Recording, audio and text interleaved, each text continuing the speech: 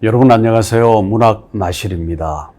이번 문학마실은 저희 소나기 마을의 디지털 소나기 산책이라고 하는 프로그램 영상체험관 개관에 대해서 말씀드리겠습니다. 여러분, 인류 문화의 변화와 발전에는 여러 단계가 있습니다. 예를 들면 수렵 유목 생활에서 농경 정착 생활로의 변화에는 벽시, 종자의 발견이라는 중요한 전환점이 있습니다. 문화인류학자 레비스트로스가 꿀과 담배로서 자연과 문명을 구분하여 설명한 방식에 의하면 생식에서 화식으로, 곧 생으로 먹는 데서 익히고 가공해서 먹는 식생활의 변화가 또 하나 전환의 계기가 되었습니다. 그런가 하면 철기와 총기의 개발이 가져온 부족이나 민족 간 전쟁 양상의 변화도 그렇습니다. 20세기 이후에 기술에 있어서의 자동화, 지식에 있어서의 정보화, 그리고 생활에 있어서의 전자화 또는 영상화, 그리고 제4차, 제5차 산업의 대두등이 모두 하나의 분기점이 됩니다. 여기서 특히 말씀드리려 하는 것은 활자매체 문자문화의 시대에서 전자매체 영상문화 시대로의 변화입니다. 저희 소나기 마을 영상체험관도 그 변화의 상황을 직접적으로 반영하는 것입니다. 그 결과로는 전혀 새로운 방식의 문학관을 선보이게 될 것입니다. 자, 여러분, 디지털 소나기 산책, 실감 콘텐츠 영상체험관에 대해서 보다 구체적으로 말씀을 드리겠습니다. 이 사업은 지난해 2020년 2월에 시작을 했고 이번 6월에 마무리가 되었습니다. 총 사업비는 10억 원 규모입니다. 정부 문화체육관광부 공모사업에 당선해서 이 사업을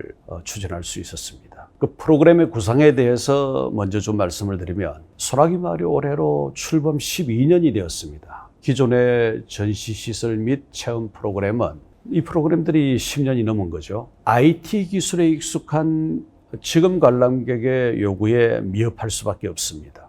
황선원의 소나기를 디지털 기술로 재창작하고 관람객이 동선을 따라 이동하면서 작품 속 주인공으로 변신하는 듯한 가상 체험의 공간을 마련해보자. 급변하는 문화 소비 경향을 적극적으로 수용해보자. 또 더 나아가서 반세기 이상 교과서에 수록되어 온 문학작품 소나기의 품격을 지키되 관람객의 직접 체험을 중심으로 하는 새로운 프로그램으로 문학관의 경쟁력을 제고해보자.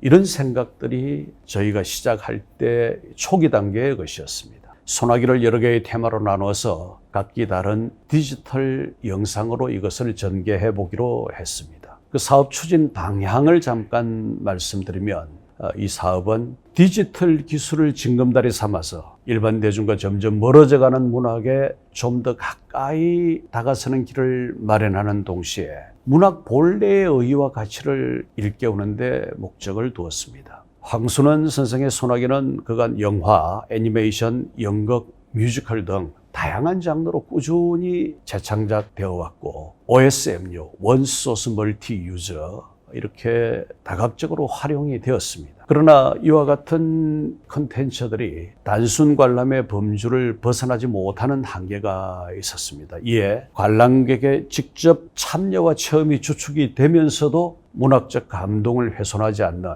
디지털 콘텐츠를 제작해보자는 것이었죠.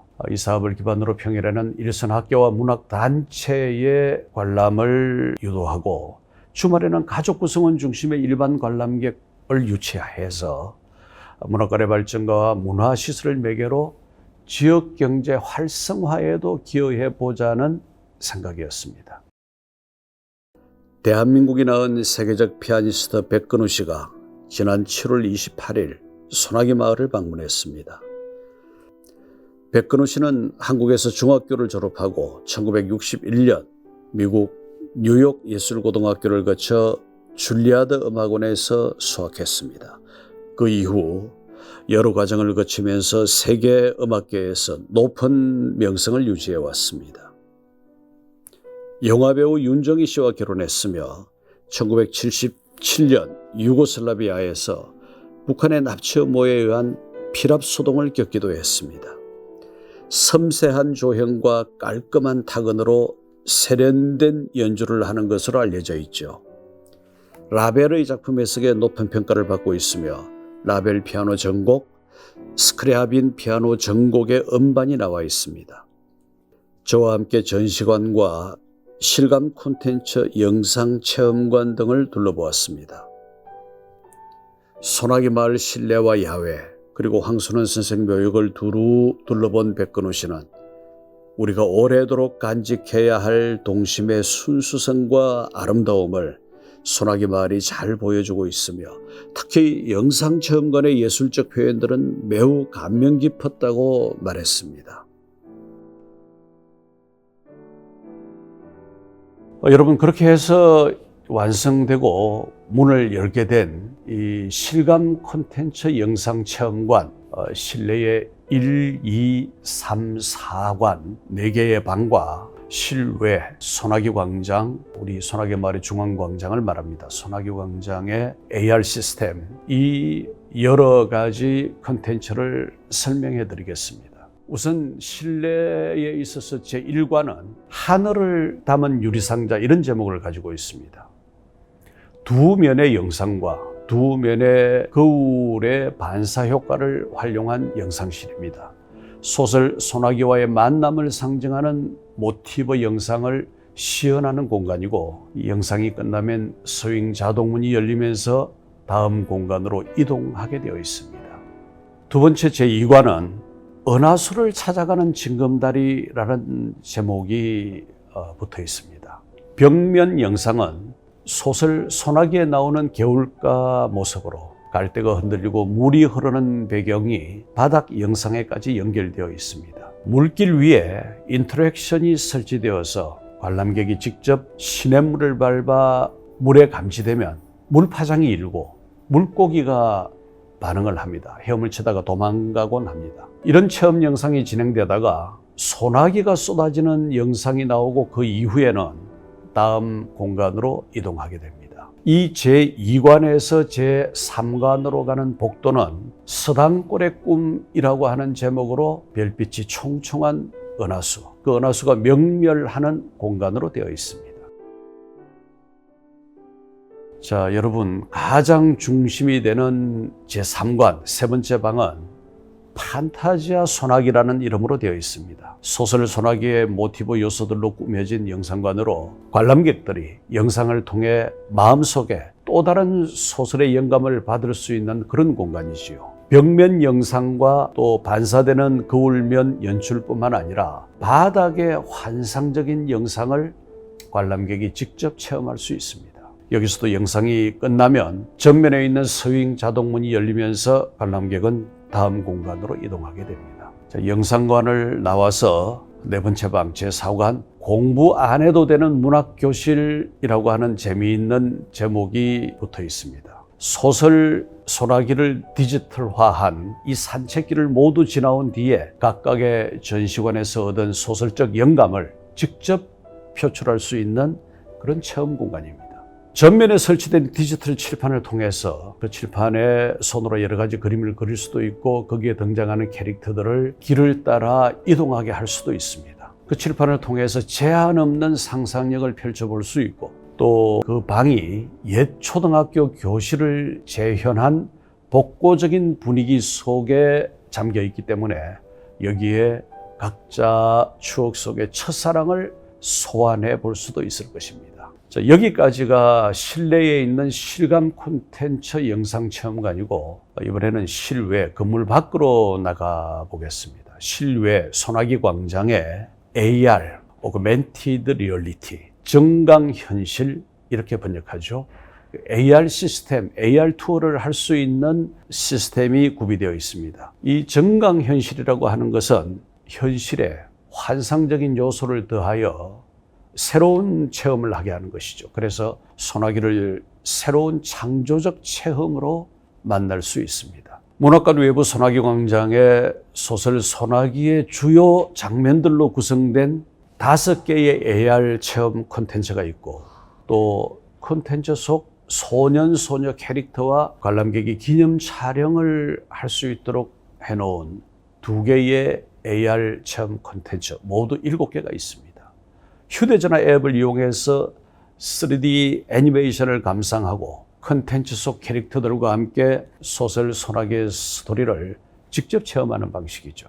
광장 입구에 세워져 있는 종합 안내 사인보드에서 QR코드를 접속해서 앱을 다운받고 각각의 체험 스팟에서 QR을 통해 소나기의 여러 장면을 체험할 수 있습니다. 자, 여러분, 영상체험관 그리고 AR 시스템은 7월 17일 제헌절 날에 오픈을 했습니다. 여러분, 이 영상체험과 AR 체험을 위해서 소나기 마을을 방문해 주시기를 바랍니다. 소나기 마을의 기본 입장료 2,000원 외에는 추가 비용이 없습니다.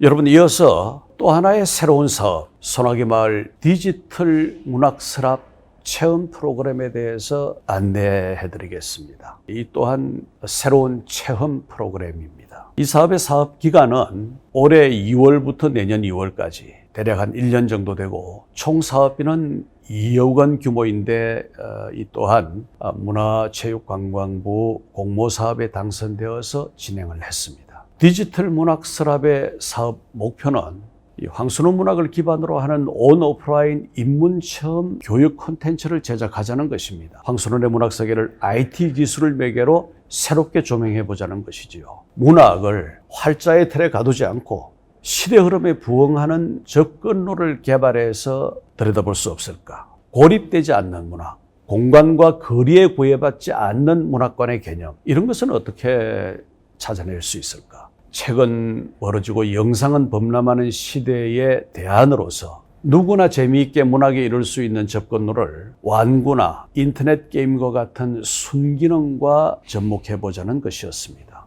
먼저 그 추진 방향에 대해서 말씀을 드리겠습니다. 컨텐츠 시나리오 연구를 먼저 해야죠. 황순원 선생은 1930년 16세 이팔 청춘입니다. 섭작을 시작하여 1992년 78 연세에 이르기까지 시 104편, 단편 104편, 중편 1편, 장편 7편을 발표했습니다. 작가의 이 모든 작품을 대상으로 2000개의 어휘와 1000점의 장면을 소설적 장면 또는 시적 장면을 선정하기로 했습니다. 선정된 2000개의 어휘는 각 디지털 문학 서랍, 이를테면 항목별 자료 폴더인데 그 폴더의 이름은 아침, 저녁, 기쁨, 슬픔 이런 것들로 분류될 것입니다. 여기에 저장이 되고 1000점의 장면은 다음 단계인 콘텐츠 제작 과정으로 연계됩니다.